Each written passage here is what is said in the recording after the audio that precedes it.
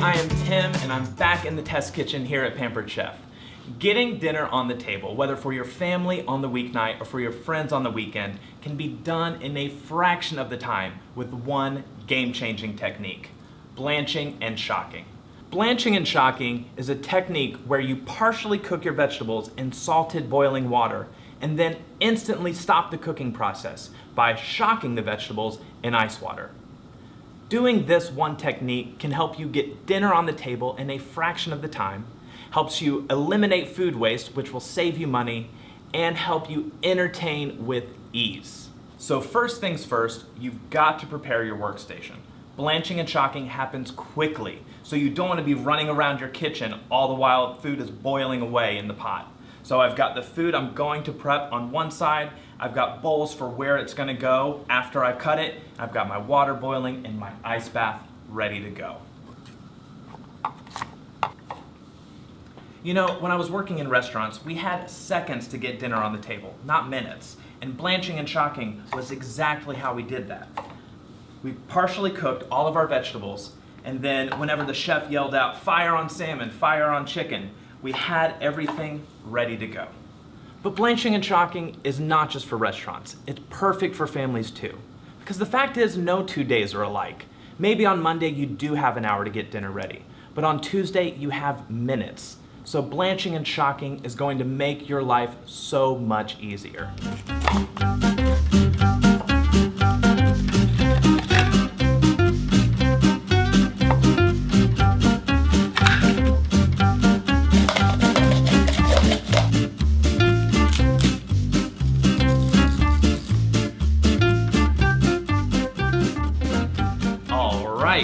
Vegetables are prepped, my water is boiling, I've got my ice bath ready to go. Everything from here on out happens quickly, so I want to be ready. The first thing I'm going to do is add a generous amount of salt. This is going to do two things. First, it's going to raise the pH level of the water itself and increase the temperature. It's also, because of that pH level change, is going to make the vegetables really bright and really green. Put your first vegetable in and just give it a little bit of a stir. You're going to notice almost instantly that the broccoli becomes much brighter green. That happens because there's actually a cell wall over your broccoli that traps in gas and keeps it kind of a dull pale green. But as soon as you put it in water, that wall breaks and all of that chlorophyll comes to the surface. In fact, an easy win, whenever you're entertaining guests and you want to have a veggie platter, put your broccoli in water for just a few seconds, then shock it in ice water. It'll still be raw, but that cell wall will be broken and your broccoli will be so bright and so beautiful. Now, broccoli takes about 2 to 3 minutes in the water. You don't want your vegetables to be completely cooked when they're in the water, because when you heat them up, whenever you're getting dinner ready, you're going to finish that cooking process, but it'll only take a few seconds.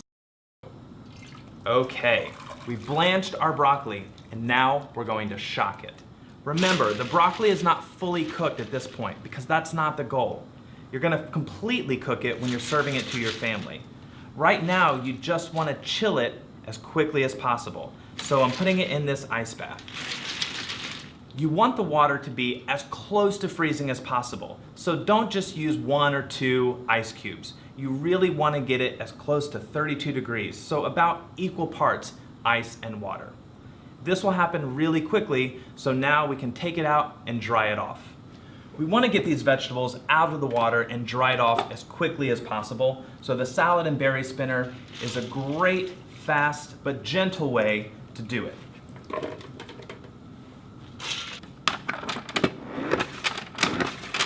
In our recipe for barbecue chicken chopped salad, we have you blanch and shock like vegetables that have the same cook time. So in that recipe, we have you blanch and shock green beans with edamame, and then after 2 minutes, we have you add zucchini and corn, because the zucchini and corn take a lot less time to cook.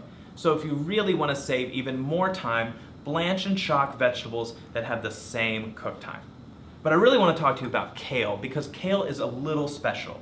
You can actually blanch kale for a lot longer than other vegetables.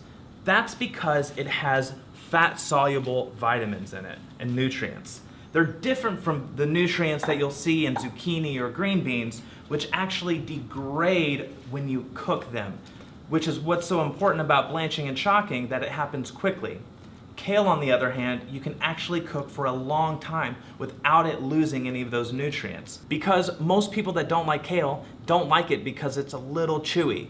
When you blanch it and chock it, you can cook it until it's nice and tender. Once you've dried your vegetables, store them in an airtight container and they'll last in your fridge for 3 or 4 more days. Then, when you're ready to use them, heat them up for an easy side dish to go with a slow roasted chicken.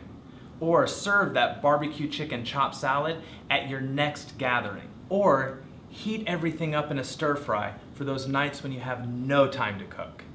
Here's how it's done. Heat a pan up over medium-high heat and add your sauce. Then add whatever vegetables you have blanched and chopped. Toss in some noodles. Then warm it all up together and dinner's done. You've got this.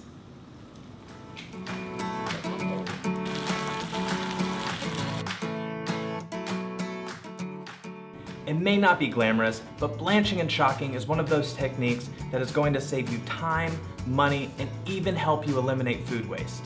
So make your next gathering a little bit easier, make your weeknight meals so much faster, and make your food last a little longer by putting this technique to use. Make sure to subscribe to our channel and check out the rest of our videos. Thank you so much for watching.